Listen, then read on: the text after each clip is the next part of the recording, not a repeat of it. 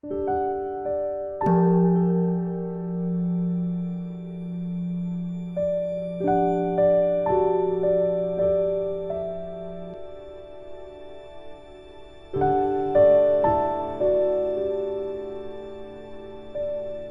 家好，很高兴又到了我们一起学习广论的时间了。这一周大家过得还好吧？前一周学的有复习吗？还记得前面我们学了什么吗？我们学完了6个科判中的前5个科判。今天呢，我们要学第6个科判。请大家呢把广论书打开346页第2行，然后看科判，有找到吧？跟我一起看原文。第6，个别学法分3。第一呢是学奢摩他法，2学比波舍那法，3比二双运之法。初中初幼分3：一修止资粮，2依止资粮修奢摩他之理，3修以成就奢摩他量。今初那我们解释一下呢，就是分别学习的方法分为了3科。第一呢，就是学习奢摩他的方法；第二是学习比波舍那的方法；然后第三呢是止观二者双运的方法。第一科呢又分为3科，然后第一个是依寂止的资粮，第二是依寂止的资粮进而修持奢摩他的方法，然后第3个呢是透过修持而成就奢摩他的量。那么现在呢，我们来看第一个科判。第一科判是什么呀？修止资粮。一般来说呢，无论修什么法类，都是需要资粮顺缘，就像学习前需要准备很多的顺缘。无论呢修习什么法类，都需要排除障碍，承办顺缘，这样呢我们所修的法类才容易修起来。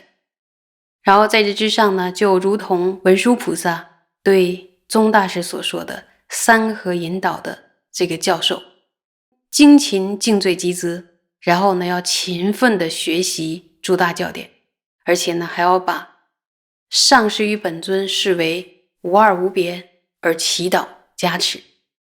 这样做呢就能够升起什么呀？升起那珍贵的觉受。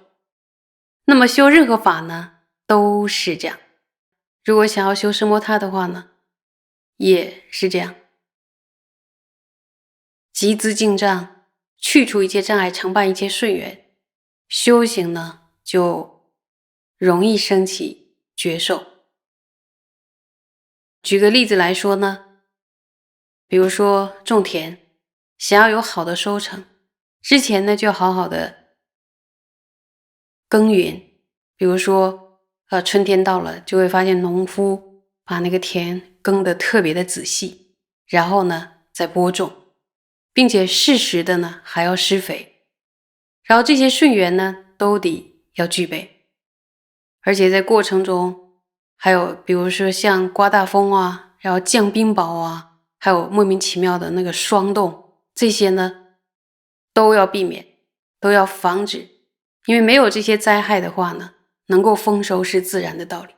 如果有这些灾害的话呢，就得想办法在灾害来的时候再保护那些正在生长着的那些庄稼。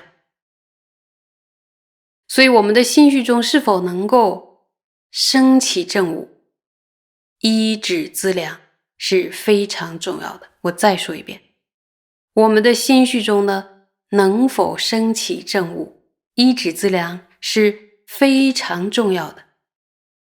能够按照3合引导而修学集资净障，研读诸大教典，然后视上师与本尊无二无别而殷重的祈祷，而殷重的祈求，正悟呢就非常容易升起来。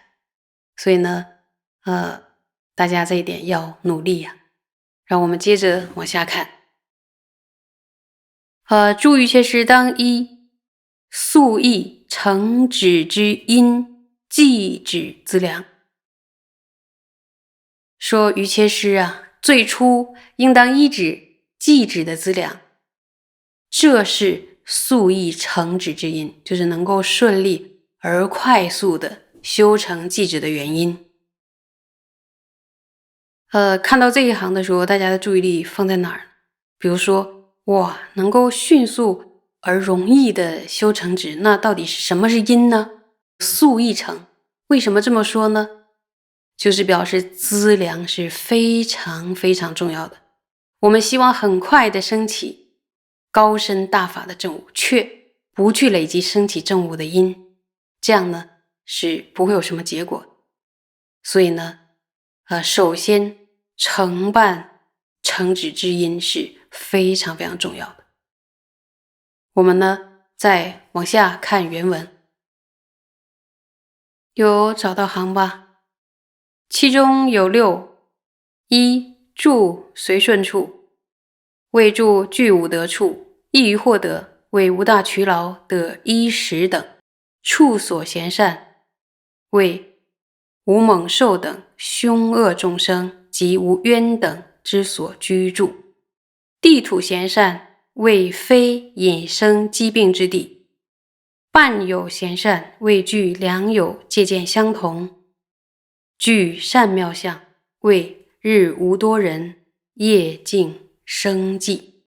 如果我们想要顺利的、快速的修成寂止的话呢，就应该依止生摩他的资粮。那止的资粮有几个呢？答一下，对，有6个。第一个就是安住于相顺的环境。那么什么是相顺的环境呢？就是指具足5种功德的环境。那5种功德又是什么呢？第一个功德是易于获得。那我们就会思考说，易于获得什么呢？是不费力的获得衣食等。所以这个易于获得，如果不容易获得如法的生活资具，那就必须为了生活而前往城镇求取这些资具。注意，这里边的获得呢，必须是如法的获得，透过不善的贸易、不正当的行为所谋得的利润及饮食等等，不是此处所说的易于获得。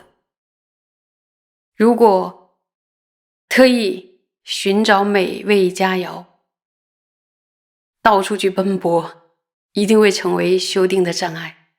所以呢，此处是指易于获得能维持生命的这样的饮食。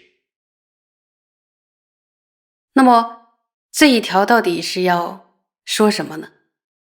大家想一想，主要是说要少欲知足吧。在后面呢也会说到，因为呢如果不知足的话，就会一而再再而三的去求索更多的东西。所以最主要的他的心态呀，还是要非常知足的。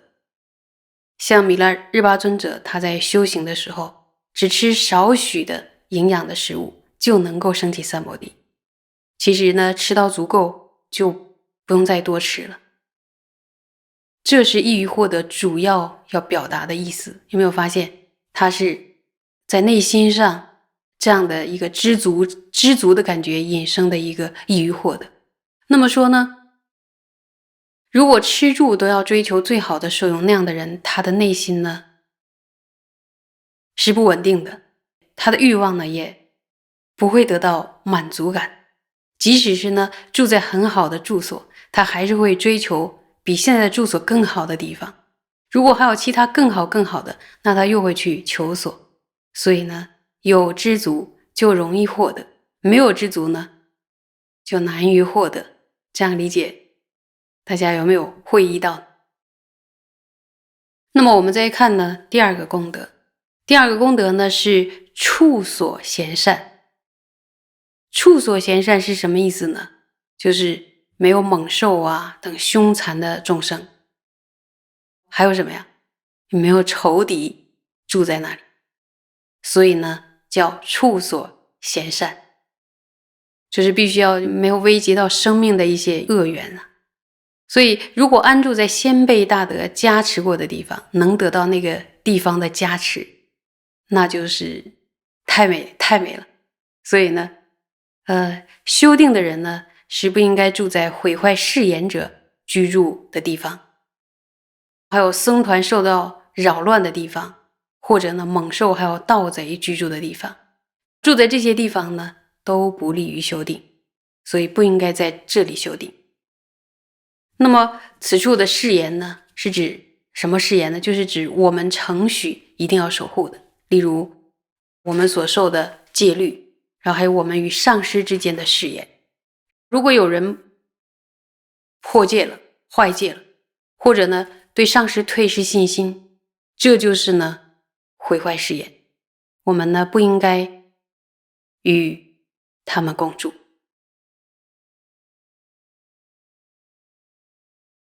有听清楚吧？今天呢就先上到这里，然后希望大家回去好好的复习。谢谢大家。